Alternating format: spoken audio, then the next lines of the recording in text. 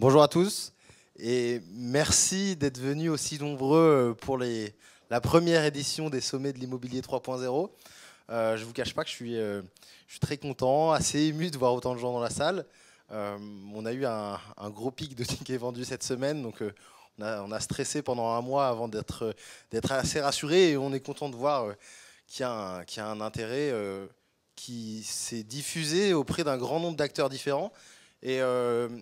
Et je pense que c'est ça le premier sujet intéressant à voir ensemble quand on se regarde dans cette salle. On peut voir qu'il y a vraiment un nombre de profils assez différents. Il y a des experts de la tech, des experts de l'immobilier. Il y en a qui font un peu des deux depuis quelques années. Mais je pense que c'est important aussi de garder à l'esprit que c'est ça qui est important. Les gens qui sont dans cette salle sont vraiment assez différents. Alors on a des foncières, des asset managers, certains qui ont déjà commencé de travailler sur la tokenisation, d'autres qui sont plutôt sur des sujets de fractionnement. On a des experts du crowdfunding, on a WeSeed qui sponsorise, donc qui est depuis très longtemps un innovateur sur les sujets du crowdfunding. Et je pense que c'est cette diversité qui est assez agréable à voir et en tout cas que j'ai pu apprécier en voyant les tickets prix. Alors je m'excuse par avance, j'étais tellement stressé, c'est la première fois de ma vie que je prends des notes pour faire un discours. Mais au moins je suis sûr de pouvoir dire tout ce que je veux dire, parce que ce projet, il est né. Le projet de l'événement, en fait, c'est la continuité directe du rapport qu'on a sorti il y a 18 mois maintenant, qui s'appelle IMO 3.0, de la pierre papier à la pierre crypto. Et en fait, on a essayé de définir à l'époque ce que c'était l'immobilier 3.0. Et on a mis plein de choses dedans. Alors on a mis la transaction immobilière en Bitcoin, on a mis les NFT pour faciliter la gestion, on a mis les DAO comme nouveau modèle d'investissement qui allait remplacer les SCPI, les sociétés de gestion. Et en fait, l'histoire nous a rattrapés parce qu'il y a un seul sujet qu'on avait traité qui a fini par exploser, c'est celui de la tokenisation immobilière. Pourquoi il a explosé ? Il y a plein de raisons. Il y a des raisons, on va dire, qui sont plutôt des grandes lignes de l'immobilier. Et il y a des raisons aussi qui sont plus micro. On pense par exemple à des entrepreneurs qui ont pris un peu de temps avant de se lancer, à des modèles juridiques qui ont pris eux aussi leur temps avant d'être validés. Et on voit aussi ce qui nous est donné aujourd'hui. Aujourd'hui, on a des boîtes de fractionnement qui sont en train d'émerger, des boîtes de tokenisation qui arrivent à lever, et on commence d'avoir un certain nombre d'acteurs, comme on a vu Club Funding qui s'est lancé la semaine dernière. Aux USA, on voit BlackRock qui parle aussi de tokenisation assez fortement. En France, il y a un essor de start-up que vous pouvez aller vérifier, vous pouvez aller voir dans les stands en bas. Et en Asie aussi, c'est un sujet c'est une petite musique qui monte, notamment avec le régulateur qui est en train de lancer les expérimentations une par une.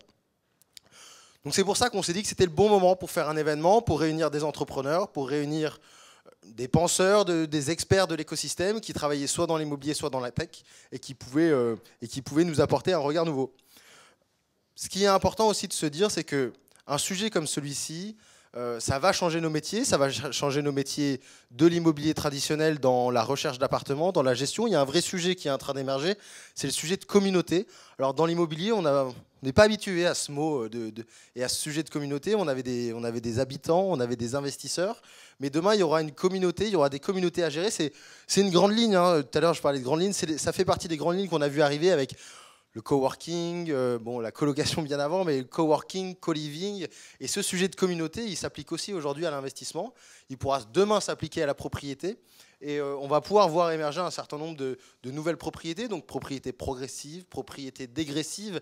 Et on espère que l'année prochaine, dans 10 ans, dans 20 ans, ce sera aussi tout ça l'immobilier 3.0, du crowdfunding à la propriété progressive.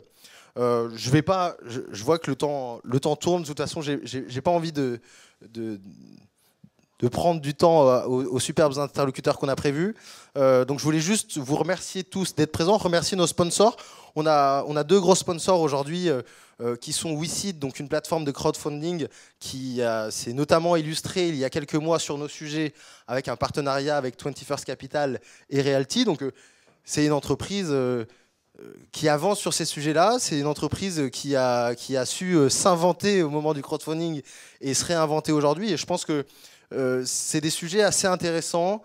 Il faut aller regarder ce que font ces entreprises-là. Et notre deuxième sponsor, il est vraiment toujours au top de l'innovation, parfois en bien, parfois en mal, mais on est super content de compter la BPI sur cet événement qui, pour tous les start-upers, les entrepreneurs qui sont dans la place, veut aussi marquer par cette présence ici aujourd'hui une vraie volonté d'avancer très vite sur les sujets de tokenisation immobilière et plus largement d'immobilier 3.0, donc avec le crowdfunding, les néo-SCPI et le fractionnement de l'immobilier au sens large. Voilà pour cette petite intro qui était quand même assez longue et j'ai vraiment le plaisir d'accueillir des entrepreneurs pour commencer ce cycle de table ronde, d'accueillir un avocat qui a beaucoup travaillé sur le sujet et des gens qui ont vraiment fait les choses et qui se sont retrouvés face à certains murs, et je pense que c'est important de les entendre aujourd'hui pour voir quelles ont été leurs difficultés, comment elles les ont surmontées et quelle est leur vision un peu de demain. Donc, je vais appeler mon ami Artem pour modérer cette table ronde, Mehdi Zouari d'Atoa, Stéphane Brousse d'OPCAP, Stéphane Daniel de DNA Partners. Merci à tous. On peut commencer. Merci beaucoup Florian pour cette opportunité. Merci pour l'invitation. Et déjà pour commencer, est-ce que nos speakers pourraient se présenter, ce que vous faites, ce que vous tokenisez, si vous tokenisez des choses, quel a été votre parcours, une très brève présentation pour juste vous introduire.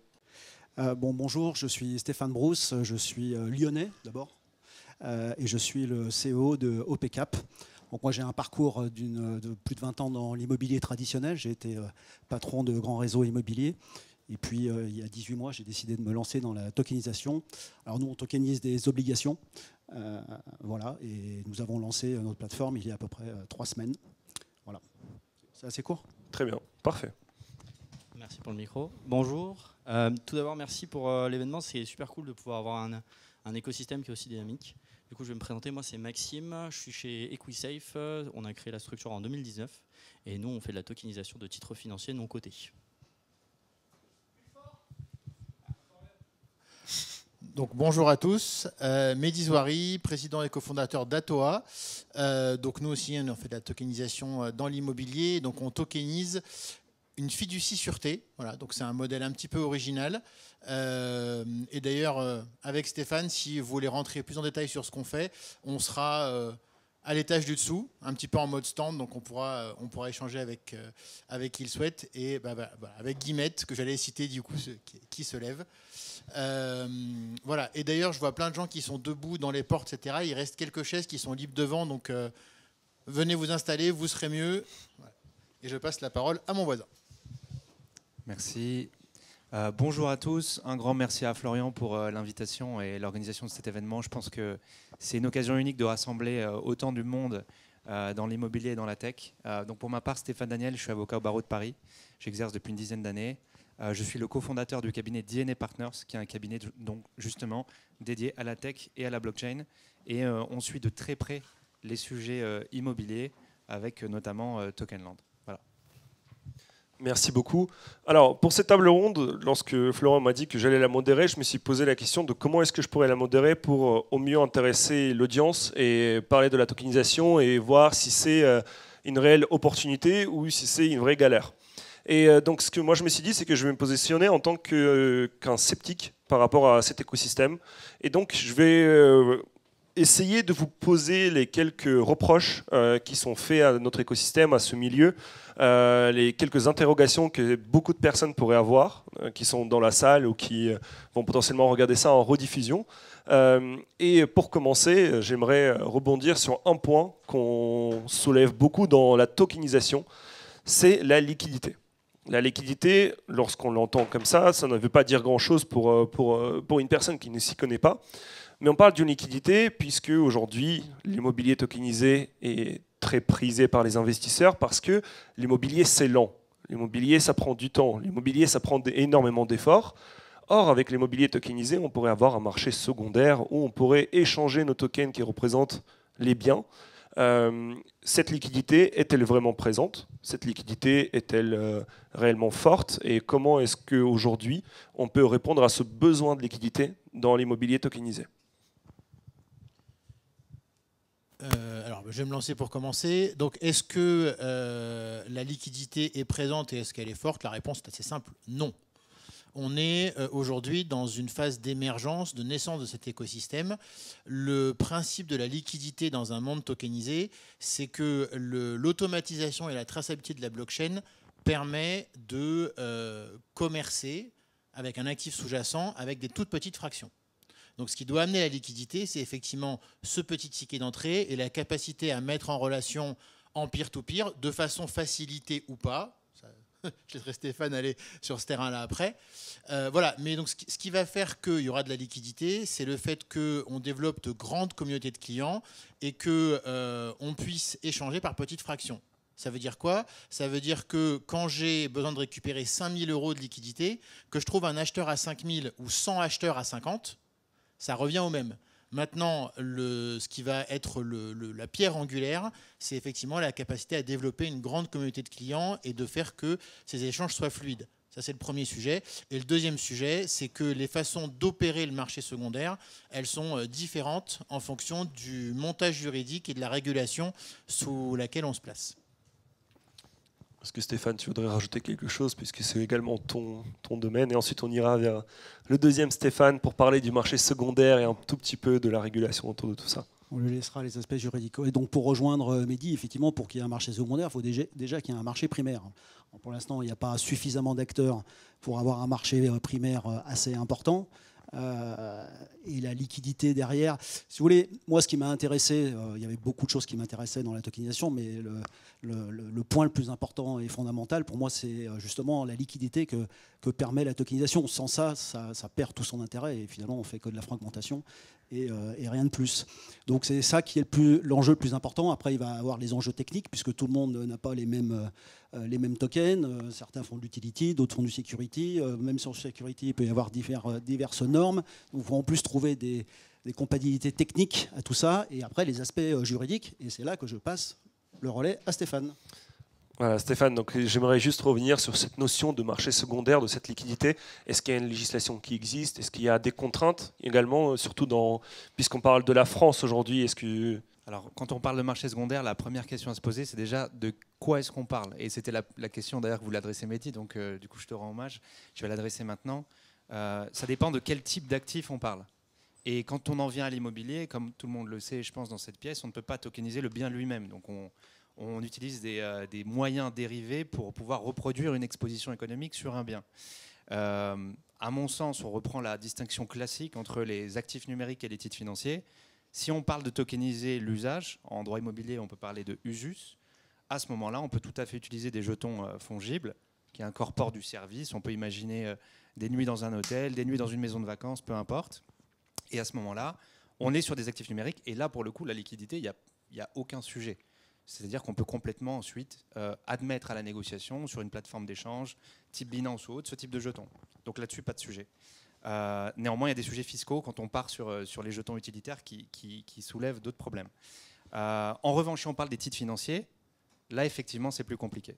Parce qu'en réalité, en droit français, quand on organise un échange via une plateforme de titres financiers, on risque d'être qualifié de plateforme de négociation. Et donc là, c'est des niveaux d'agrément extrêmement lourds et des niveaux de compliance qui sont vraiment très, très importants. Néanmoins, avec la tokenisation, il va y avoir des choses importantes et intéressantes à deux niveaux. C'est-à-dire qu'on va avoir sur le côté, sur les titres financiers cotés et tokenisés, on a un régime pilote qui est entré en vigueur en mars de cette année. Et donc là, on va voir un petit peu qui va se positionner pour proposer des plateformes d'échange de titres financiers tokenisés. Donc ça va venir. Ça, c'est une question de temps, mais ça va venir, c'est sûr. Et deuxièmement, sur le non-coté, là, on parle non pas plutôt de marché secondaire, mais plutôt de marché de gré à gré. C'est comment on peut organiser un échange en peer-to-peer sur une plateforme. Et là, il va y avoir pas mal d'expérimentations. Et ça va être hyper intéressant de voir comment l'AMF va réagir. Est-ce qu'elle va laisser faire? Parce que c'est vrai que sur la blockchain, les échanges, la rencontre des ordres et l'échange se fait tout de suite. Donc si on est vraiment en full crypto, c'est-à-dire sans fiat, tout peut se passer de manière instantanée et de manière désintermédiée. Donc ça sera intéressant de voir ce que l'AMF va dire là-dessus. Donc voilà ce que je voulais te répondre sur la liquidité.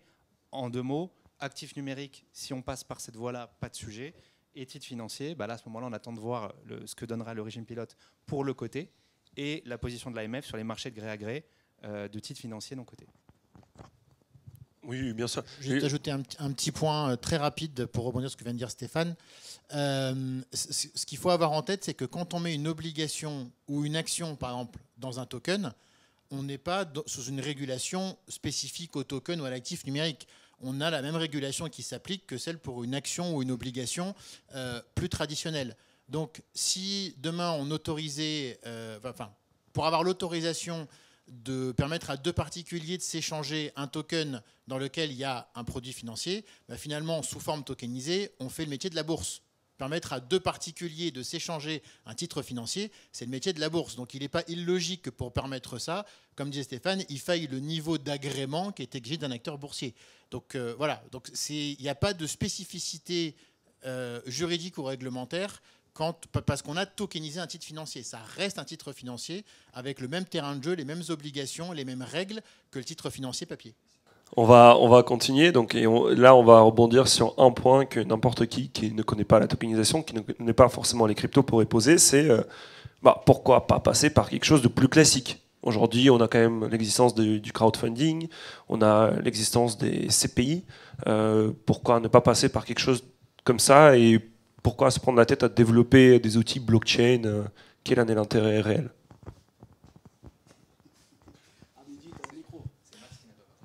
Max, si tu veux. Vous me laissez la question la plus compliquée. Bon, en soi, nous, de base, on est une plateforme de crowdfunding et on fonctionne comme ça. C'est juste qu'on fait de la tokenisation d'actifs depuis 2019. On a fait la première tokenisation immobilière en Europe à travers ANA. Et en fait, on s'est rendu compte qu'il y avait une véritable valeur ajoutée à gérer ce registre de mouvement de titres. C'était quelque chose que toute société avait, mais laissé chez son expert comptable ou chez son avocat dans un coin très très loin. Donc à partir de là, on s'est rendu compte qu'on avait le titre directement, et puis on a mis Lemonway, qui est ici, je crois, sur la plateforme. Et à partir de là, on a dit, on a le cash et puis on a les titres d'un autre côté. Donc on va pouvoir commencer à jouer avec ça et on va pouvoir fluidifier des transactions. Donc on a commencé à fluidifier des transactions. Donc on est devenu un pipeline. Aujourd'hui, il y a des euros, des tokens. On tokenise en fait le registre de mouvement de titres dans cet actif-là. Donc on est devenu bien meilleur que certaines plateformes, dans le sens où on a pu venir directement se poser sur des acteurs. Et c'est là où il y a 2 ans, on a fait le premier financement de crowdfunding sur une société cotée qui s'appelait Visiomed. Donc c'est cette innovation technologique qu'on a pu créer, et ça permet notamment à des investisseurs d'investir dans des structures auxquelles ils n'avaient pas accès pour des réglementations, et aussi on a pu optimiser fiscalement tout un tas d'opérations en permettant le PEA, PME. Donc on peut aussi bénéficier de ces outils fiscaux même en utilisant une technologie nouvelle, innovateur. Oui, parce qu'on parle de tokenisation immobilière, mais il faut comprendre qu'en fait, on ne tokenise pas un bien immobilier. Comme vous l'avez compris, le droit immobilier, c'est l'usus, l'abusus, le fructus, en gros l'usufruit et la nue propriété. Donc ça ne peut pas se tokeniser. Ce qu'on tokenise, en gros, c'est 2 choses. C'est soit des actions d'une société qui détient un bien immobilier, soit des obligations qui servent à financer l'acquisition d'un bien immobilier moyennement des rendements. Le crowdfunding est encore un autre modèle, puisque c'est la mise à disposition d'une plateforme, d'une communauté, à un investisseur qui a besoin de financement. Donc on n'est pas sur la même chose. La tokenisation d'actions, ce sont les détenteurs de tokens qui sont propriétaires du bien à travers la société, et les obligations, c'est la foncière qui détient les biens et qui finance à travers des coupons les obligataires. Le crowdfunding, c'est encore 2 choses différentes. C'est encore un élément différent. Donc après, pourquoi choisir la tokenisation par rapport aux SCPI? Bon, les SCPI, je pense que vous connaissez un peu le principe. Déjà, on ne choisit pas vraiment sur quoi on investit. On fait confiance au gestionnaire, on lui donne de l'argent, et ensuite il investit souvent sur du tertiaire pour 90%. On ne choisit pas non plus son ticket d'entrée, il est en général assez élevé. On n'a pas de possibilité de liquidité, même si on vient de le dire, ce n'était pas non plus le cas pour le moment sur la tokenisation, mais dans la SCPI, on ne l'a pas non plus. Donc j'y vois d'autres avantages, des avantages différents. Le crowdfunding, c'est une autre manière de financer de l'acquisition, mais encore une fois, ça reste une intermédiation et non pas, c'est pas le même modèle. Alors, en complément, un premier sujet, c'est le sujet d'extrême automatisation que permet la blockchain. C'est ça qui permet aussi d'avoir des fractions qui sont très petites, parce que finalement, chaque fois qu'il y a une transaction sur cette petite fraction, les frais sont extrêmement bas, la traçabilité est assurée, et le registre a une valeur juridique. C'est important, parce que s'il n'était pas reconnu avec une valeur juridique, ça ne servirait à rien. C'est le premier point. Le second point, qui pour l'instant concerne une toute petite fraction d'utilisateurs, c'est que quand on est sur la blockchain, on se met à nu. Alors évidemment, pour la plupart des utilisateurs, c'est pas évident. Par contre, pour le 1% des 10% de crypto-enthousiastes qui sont capables d'aller voir ce qui se passe, effectivement, tous les mouvements, les détentions de jetons, etc., sont publics. Donc les clients, ou en tout cas quelques clients experts, peuvent dire aux autres, oui, ce que je vois sur la blockchain, il se passe bien ce que l'entreprise nous raconte. Voilà, donc c'est un effort de transparence qui est extrêmement important. Dernier sujet, alors ça n'engage que moi, mais pour moi, la valeur de la tokenisation, elle est pas tant dans le token preuve d'investissement. Quelque part, si c'est pour faire une transaction fractionnée et qu'après il ne se passe plus grand-chose, finalement un contrat papier signature électronique, ça fait très bien le job. Pour moi, l'intérêt fondamental du token, c'est que le token, c'est un objet. Un objet, ça se déplace, ça se dépose, ça se prête, ça se récupère. Et donc, c'est l'ensemble des services qui peuvent se développer de façon aisée post-investissement qui est la plus grosse valeur apportée par la tokenisation. Pour prendre un exemple qui parlera à tout le monde, c'est aujourd'hui, quand je m'appelle Elon Musk, je veux racheter Twitter, je vais faire un nantissement sur mes actions Tesla, donc je vais les déposer en garantie pour que la banque me prête 30 et quelques milliards pour racheter Twitter. Ça, pour le commun des mortels, ça vaut le coup pour une opération au moins 50 000 euros, parce que ça coûte cher de monter un dossier de nantissement. Dans un monde tokenisé, il y a un prêteur, vous allez déposer vos tokens dans son portefeuille, vous ne pouvez pas les en déplacer sans son accord, il vous prête immédiatement de l'argent, donc c'est du prêt sur collatéral, du prêt sur gage, du nantissement, vous l'appelez comme vous voulez, mais ça, dans un monde blockchain très automatisé, on rend ça accessible pour des tickets d'entrée beaucoup plus petits à beaucoup de gens. Aujourd'hui, ça existe très usuellement sur des cryptos. Demain, ça peut être fait sur des tokens beaucoup plus stables parce qu'ils sont adossés à un actif plus stable comme l'immobilier. Je peux juste ajouter un mot. Je suis complètement aligné avec ce que tu viens de dire, Mehdi. C'est-à-dire qu'on a vraiment sur le marché primaire, il y a effectivement souvent tokenisation rime avec fractionnement. Donc on va baisser les tickets d'entrée. Il y a le point de l'automatisation avec les smart contracts. Donc on peut imaginer tout un tas de choses, distribution d'intérêts automatique en crypto, pareil pour les dividendes si on est sur des actions. Après là c'est aux entrepreneurs justement et aux personnes qui développent ce type de produit de penser à qu'est-ce qu'on peut améliorer. Et ensuite sur le marché secondaire, effectivement, j'en ai touché un mot tout à l'heure, il y a vraiment l'échange de pair à pair, donc vraiment de gré à gré. En principe, ce n'est pas soumis à une réglementation particulière. Si on peut s'échanger des titres entre deux personnes dans la vie réelle sans une autorisation particulière, la question se pose, si on se rencontre sur une plateforme sur Internet, est-ce qu'on a le droit de le faire ou pas? Et quel est le statut de cette plateforme? Donc là, vraiment, il y a un flou juridique aujourd'hui sur ce point. Je pense que en fait, des entrepreneurs vont aller sur ce terrain-là, et puis on verra ensuite ce qui se passera. Un petit peu comme certains ont tenté avec Brix, par exemple, de faire des royalties. Et deuxième point, c'est la collatéralisation. Donc c'est exactement ce que tu disais, Mehdi. Sauf que comme ça se passe sur la blockchain, ce qui est assez intéressant, c'est qu'il n'y a pas de contrat signé. On peut juste déposer, bloquer un titre qui est accepté en collatéral et emprunter dessus. Alors que normalement, quand on fait un nantissement à la banque, il y a quand même une tonne de papier à faire et puis il y a des processus à réaliser. Aujourd'hui, le prêt et emprunt de crypto en France n'est pas réglementé. C'est pour ça qu'on a autant de plateformes de lending qui se développent, notamment en France, il y en a beaucoup, qui ne sont pas réglementées. Donc on verra ce que ça peut donner, mais en tout cas, il y a beaucoup de choses à explorer, on n'en est qu'au début en tout cas. Très bien, et puisqu'on parle justement de la blockchain, et je reviens sur ce que tu disais, Mehdi, juste avant, aujourd'hui la blockchain est accessible par tout le monde. Aujourd'hui, n'importe qui peut accéder à la blockchain en ayant juste un portefeuille, en ayant des cryptos dessus. Et donc théoriquement, tout le monde pourrait accéder à votre bien tokenisé, votre titre financier tokenisé. Comment est-ce qu'on lutte contre justement toujours la même chose qui est reprochée aux cryptos, le terrorisme, le blanchiment d'argent? Comment est-ce qu'on arrive à avoir des solutions à ces problèmes-là, alors que la blockchain est censée être accessible pour tout le monde? Ça, il y a une question de security by design, c'est-à-dire que quand on crée sa solution, je pense que Stéphane plus soira à ce que je vais dire, c'est quand on crée la solution qu'on pense à ces sujets-là. C'est pas je crée, je tokenise, je balance dans la nature, et après je me dis oups, il y a un petit problème de lutte anti-blanchiment, financement du terrorisme. Donc il y a des façons de lutter contre ça. Déjà, il faut se rappeler que dans un monde blockchain, on n'est pas anonyme, on est pseudonyme. Voilà. Et alors, je suis navré, normalement, cette remarque fait beaucoup moins référence à une actualité brûlante comme c'est le cas aujourd'hui. Mais un des cas de financement de terrorisme connus, ça a été la récupération par le Hamas de dons en crypto. Alors déjà, ils ont rapidement dit il faut arrêter parce que c'est extrêmement traçable, contrairement à ce qu'on pourrait croire. Alors on trace des pseudonymes, on trace des adresses, mais derrière, ça prend le temps que ça prend. Et d'ailleurs, vous pouvez retrouver un papier du FBI de 2010 qui dit en substance le Bitcoin c'est formidable parce que tout le monde a l'impression que c'est anonyme. Sauf qu'il n'y a pas de droit à l'oubli dans la blockchain. Et donc, même si ça prend 10 ans pour vous mettre la main dessus, on vous mettra la main dessus. Et effectivement, ils ont eu un bon présage, puisque ce papier date de 2010. Et ils ont commencé à attraper des gros poissons qui s'étaient dit « Génial, je fais blanchir de l'argent dans Bitcoin ». Sauf qu'au bout d'un moment, quand on a commencé à avoir du KYC partout, etc., même quand 8 ans plus tard, on vous a identifié, 8 ans plus tard, vous êtes cuit. Néanmoins, dans l'intervalle, il y a un sujet de la plateforme qui a émis les jetons. Donc là, en l'occurrence, c'est le cas des 3 personnes qui sont là, et que si on n'assure pas ce sujet-là, c'est un motif pour le régulateur de nous dire vous arrêtez de travailler.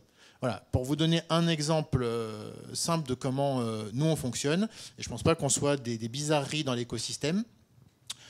Quand on a 2 personnes qui souhaitent s'échanger un jeton immobilier à Atoa, ça interroge le smart contract qui est lié à l'immeuble auquel ce jeton correspond, et le smart contract vérifie que l'adresse vers laquelle le jeton doit partir est présente dans la base, donc elle a été whitelistée, et qu'elle est liée à un compte client dont le KYC a été validé.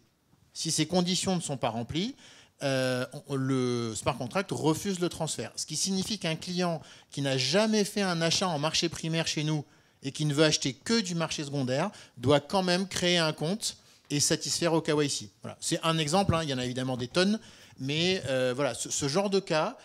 Et une fois qu'on a fait une formation LCBFT, il faut prendre quelques Lexomil pour s'en remettre, parce que c'est comme le piratage. L'imagination des gens est sans limite. Voilà, quand on crée une plateforme, Stéphane partagera son témoignage, mais on a plein de gens qui essayent des trucs. Et si vous êtes une cible dure, ils arrêtent tout de suite. Si vous êtes une cible molle, vous allez attirer tous les gens qui veulent blanchir parce qu'ils disent tiens, ils commencent, c'est un peu light, donc je vais tenter de blanchir chez eux. Voilà, sauf que ça, vous le traînez après ad vitam. Voilà. Donc moi, si j'ai un seul conseil à donner dans notre verticale ou dans d'autres, c'est que c'est un sujet, c'est super chiant, c'est super lourd. C'est des compétences qu'on ne maîtrise pas du tout. Mais si on est entrepreneur dans ce monde-là et qu'on ne fait pas l'effort d'intégrer ça dès la genèse de son projet, on a signé, de mon point de vue, sa mort par anticipation. Tu veux dire quelque chose ? Non, si, il y a complété.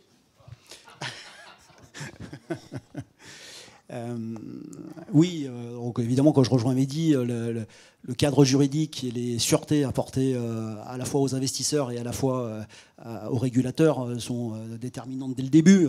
Nous, sur la plateforme, évidemment que le KYC AML, il est obligatoire. On ne peut pas investir si on n'a pas mis sa tête devant la caméra,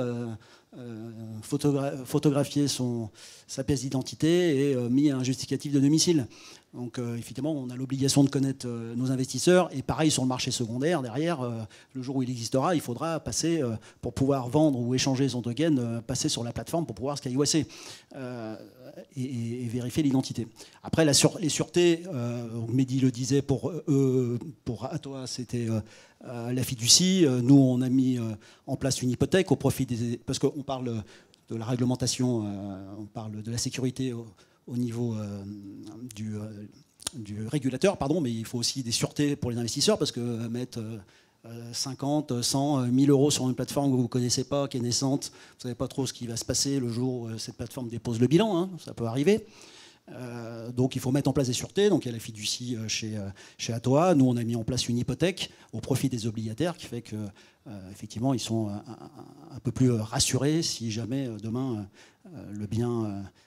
la société dépose le bilan, de pouvoir récupérer le bien, le vendre et ensuite récupérer leur mise. Donc les enjeux de sécurité, KYC AML, mais pour le régulateur, mais aussi En fait, c'est aussi la vérification de l'identité. Hein. L'usurpation d'identité, aussi, le KYC est aussi important. Donc là, ça concerne plutôt les investisseurs. Mais c'est vrai que c'est des notions qu'il faut intégrer dès le début de la plateforme.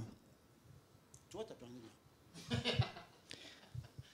Bah, la différence, en gros, nous, on a fait vraiment un pari qui était de d'une conformité exemplaire. Où on est allé plus loin, on a pris les agréments PSP.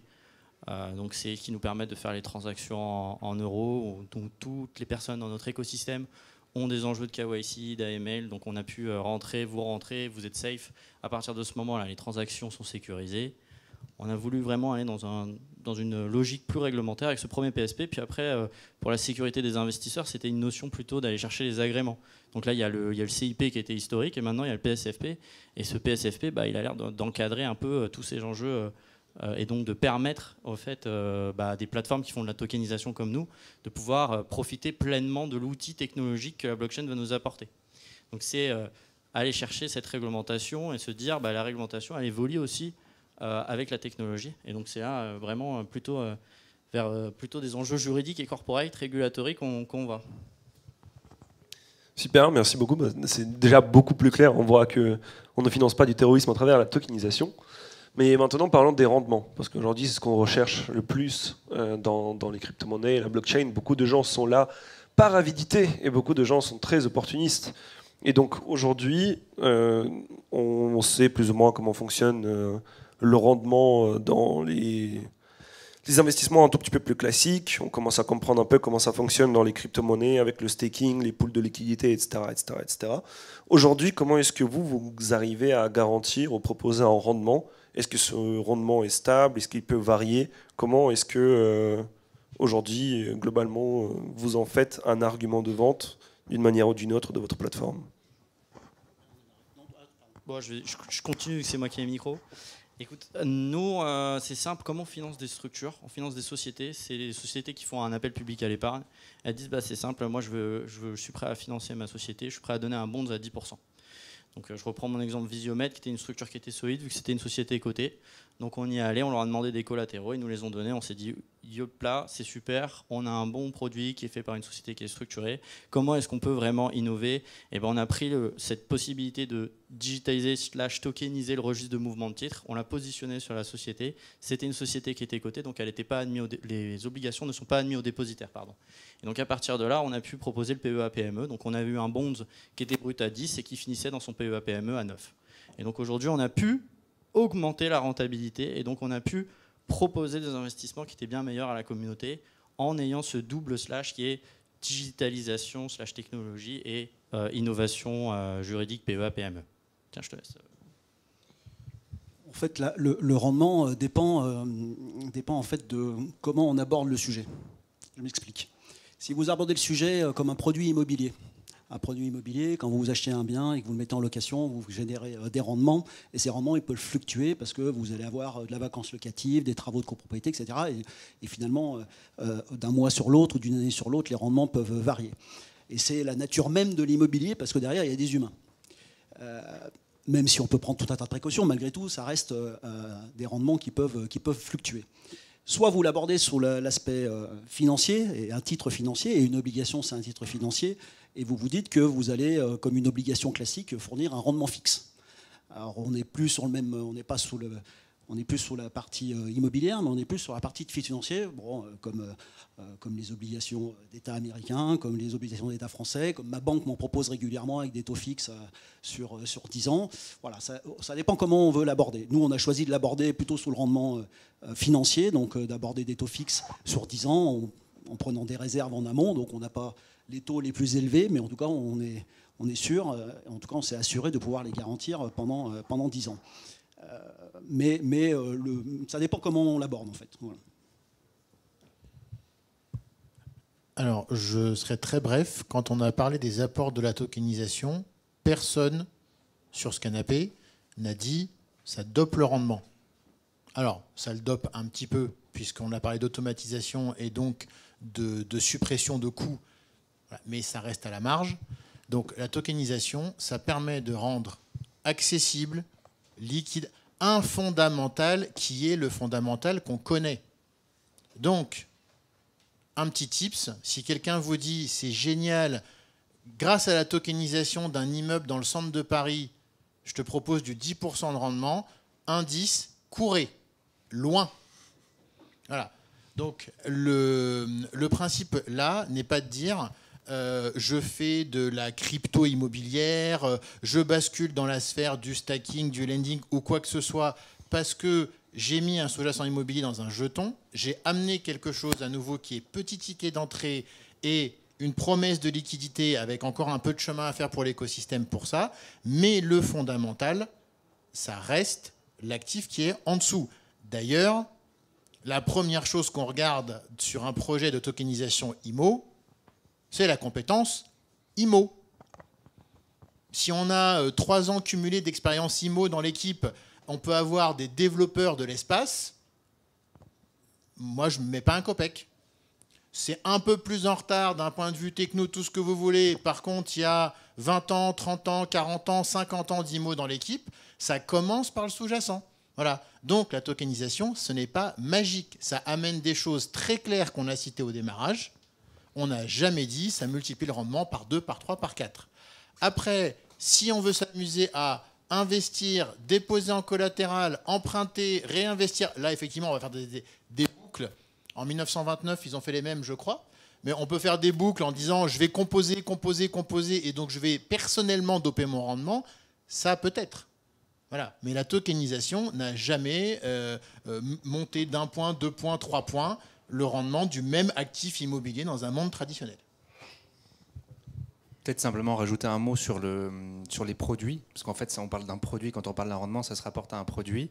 Et si on regarde aujourd'hui le standard de marché, qui est l'obligation, c'était déjà le standard à l'époque du crowdfunding, et aujourd'hui, dans la tokenisation immobilière, ça reste pour le moment le schéma majoritairement choisi. Ce n'est pas le cas de tous, bien sûr, mais ce que je voulais dire, c'est que l'obligation, c'est un produit qui est extrêmement flexible. Donc on peut faire des obligations à échéance courte, à échéance moyenne, perpétuelle. On peut faire des intérêts fixes, des intérêts variables, des intérêts capitalisés. On peut faire des obligations qui se transforment en actions, qui se remboursent en actions. On peut verser les intérêts en crypto, on peut verser les intérêts en fiat. Et tout ça, c'est contractuel. Donc tout ça, ça pose aucun problème. On peut l'écrire dans le contrat et ensuite, ça sera exécuté. Et s'il y a un défaut, en justice, l'investisseur peut faire valoir ses droits. Et par ailleurs, on peut évidemment attacher à l'obligation, Stéphane en parlait tout à l'heure, des sûretés. Donc il y a évidemment la fiducie, il y a l'hypothèque, il y a les nantissements. On peut imaginer des nantissements sur les titres des SPV qui détiennent les biens. On peut imaginer des nantissements sur les comptes bancaires, ça c'est possible aussi. Des sociétés qui reçoivent les loyers, des nantissements de créances. Donc voilà, donc ça, tout ça pour dire que d'un point de vue juridique, on construit le produit avec l'entrepreneur selon ses besoins et sa vision, et selon l'instrument choisi. Parfois, on pense qu'en prenant le titre financier, en partant sur le security token, on va en quelque sorte, on va avoir des contraintes, mais en réalité, on peut faire beaucoup de choses. Très bien, on va finir sur 2 questions, et après peut-être quelques questions dans le public s'il y en a. La question que j'aurais, je pense que Stéphane, tu aurais pu garder le micro, c'est aujourd'hui, est-ce qu'on a un intérêt de passer par de la tokenisation en termes de fiscalité, investir ses crypto-monnaies ou acheter des parts, des tokens avec des euros, est-ce qu'il y a un réel avantage à ça, ou est-ce que dans tous les cas on va se heurter à la fiscalité et que dans tous les cas il n'y a pas d'esquive par rapport à ça? Ok.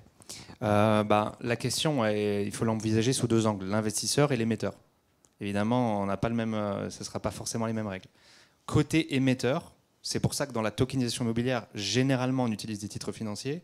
Comme je le disais tout à l'heure, si on a un actif numérique, là on va avoir la fiscalité du service. Donc TVA plus impôt sur les sociétés. Bon, généralement, si on fait le cumul des deux et que tout se passe en France, ça peut atteindre 45%, même si on peut ensuite récupérer la TVA et peut-être optimiser la levée, l'étaler sur plusieurs années, passer des dépenses.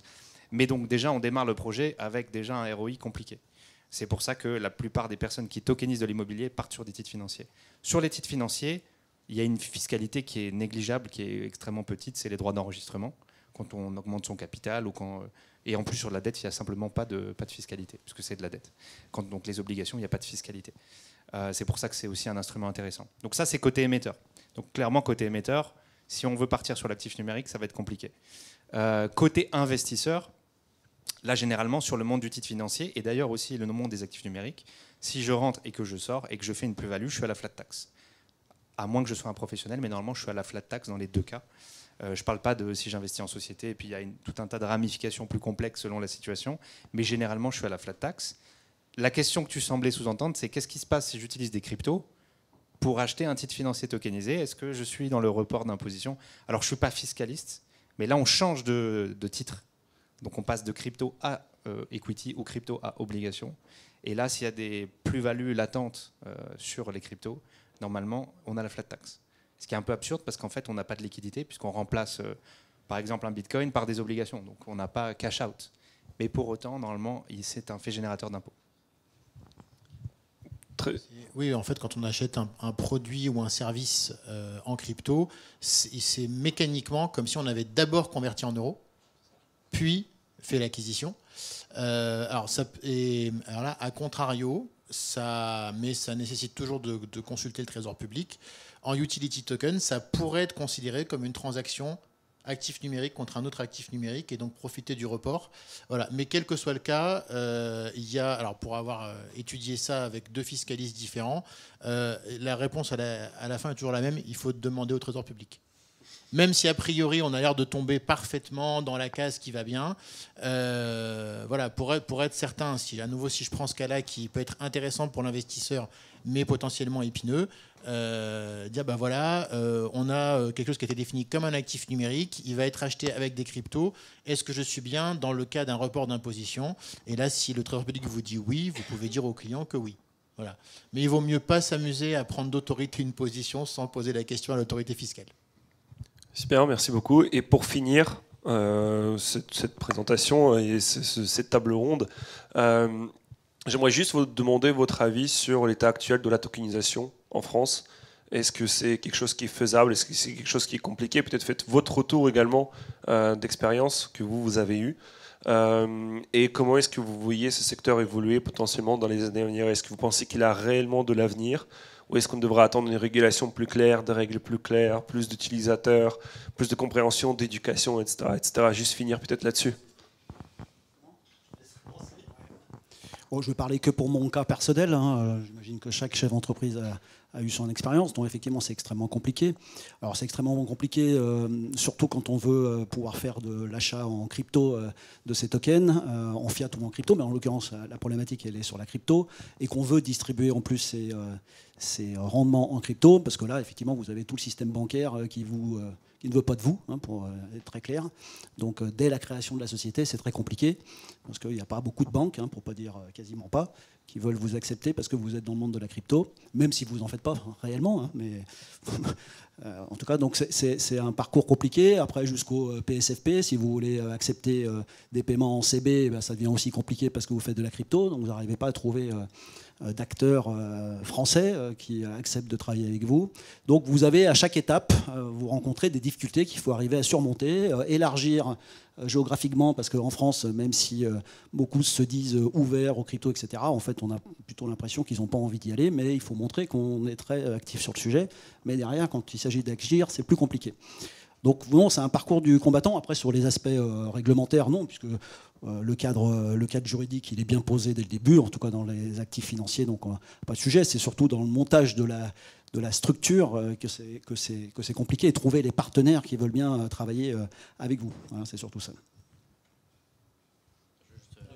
Je vais y répondre aussi. Du coup, moi, depuis 2019, vraiment, ça a été le parcours du combattant. Horrible. On a dû gravir step by step, un à un. On a fait le premier agrément, deuxième agrément, première opération, deuxième, troisième, 40. Et aujourd'hui, on continue et on en fait plusieurs par mois. Mais tout ça pour te dire qu'on espère que grâce à ces régimes pilotes que Stéphane abordait, que l'AMF va pouvoir être toujours plus enclin à accepter. Après, moi, je trouve quand même qu'on a un régulateur qui est sur ces sujets-là, à l'écoute. On peut toujours échanger, ça prend du temps, mais ils sont là, ils ont envie de le faire. Je pense que tout le monde a envie de le faire, donc on va y arriver. Maintenant, la question, c'est quel est le standard de marché qu'on va mettre en place. Et du coup, là, on est plus ou moins déjà sur un standard qui commence à s'établir, et on va voir vers où on se dirige. Alors c'est bien de terminer par une question où on n'est pas tous d'accord du tout. Donc première chose, vous pouvez avoir une seule certitude, c'est qu'il n'y a que des personnes courageuses assises sur le canapé. Parce qu'il y en a 3 qui ont entrepris, et il y en a un qui va prendre des pains pour accompagner ses clients, parce que si on n'est pas prêt à prendre des pains, on ne travaille pas dans cet écosystème. Donc oui, il faut du courage. On est en train de débroussailler quelque chose, très clairement. Voilà. Et donc c'est compliqué parce que à chaque fois qu'on met un pied sur le caillou suivant dans la rivière, il bouge. On ne sait pas s'il bouge beaucoup, un peu. Voilà, mais donc tout est instable. Voilà, donc c'est complexe. Ça, c'est le premier point. Le deuxième point, c'est que pour moi, on a un régulateur qui est en train de se recroqueviller sur lui-même. Il a peut-être été très moteur à un moment donné, mais moi, je trouve qu'il se recroqueville sur lui-même. Qu'il y a des positions qui sont prises, moi, qui m'interrogent. Pardon, mais quand j'entends la patronne de l'AMF dire que la crypto et le Web3 doivent prouver son utilité sociétale, pour moi, pardon, c'est pas de la régulation, c'est une position politique. Ça m'aurait pas choqué d'entendre un ministre dire ça, mais la patronne de notre régulateur, ça m'interroge. Je me dis, finalement, où s'arrête la régulation? Donc, si on a un avis sur le fait que ce qu'on fait, c'est bien ou pas bien, voilà. Donc, moi, ça me pose question. Et le troisième point, c'est qu'effectivement, la tokenisation, tout le monde dit que c'est l'avenir. Ça, c'est à peu près unanime. Hein, vous regardez les papiers partout. Mais le sentiment que j'ai, moi, aujourd'hui, c'est que quand on est un acteur de la finance traditionnelle, on a peur d'y aller, parce qu'on a peur que ce soit mal vu, et que l'enjeu de son business, il est sur son business tradi, et pas sur les 2-3% de diversification qu'on va aller faire en ouvrant un nouveau business. Voilà. Et donc, il y a des acteurs qui ont parfois arrêté des spin-offs sur des modèles Web3 parce qu'on a commencé à leur dire, non mais attends, du coup ça veut dire quoi sur les 100, 150, 200 millions de revenus que tu as à côté sur un modèle plus traditionnel. Voilà. Donc, moi je trouve qu'on est quand même dans un écosystème où la phrase « il vaut mieux demander pardon que la permission », elle est indispensable pour avancer, et qu'on n'est pas encore sur quelque chose qui est extrêmement entrepreneur-friendly. Maintenant, c'est possible d'avancer, sinon on ne serait pas là, aucun de nous trois, et encore moins avec une boîte qui a des clients et qui rend un service. Voilà. Mais effectivement, quand on dit est-ce que c'est une révolution, un parcours du combattant, c'est probablement les deux. Merci Mehdi, je suis assez aligné avec ce que vous avez tous dit, contrairement à tu pensais qu'on était non pas alignés, moi je pense qu'on est alignés. Je tiens vraiment à rendre hommage aux 3 entrepreneurs qui sont à ma gauche parce qu'en effet c'est vraiment pas évident et ce sont des précurseurs dans le sens où je me rappelle Maxime avec EquiSafe, c'était vraiment la première opération, donc ça remonte à quelques années maintenant. Donc voilà, chacun défriche un terrain, des questions nouvelles à la fois techniques, business, financières et juridiques. Et il y a plein d'expérimentations qui sont en train de se mettre en place, des ponts qui se font entre la finance traditionnelle et la finance décentralisée. Et donc voilà, donc ça rend quand même assez optimiste. Mais voilà, en tout cas, c'est clair qu'il faut être solide pour avancer dans cet écosystème. Écoutez, merci beaucoup. En fait, dans tous les cas, on n'a pas. Si vous voulez parler avec ces intervenants, vous pouvez les retrouver en bas tout à l'heure. Je crois qu'il y a une petite pause qui va avoir lieu. Non ? D'accord. Merci de votre attention. Et je laisse Florian reprendre. Et merci.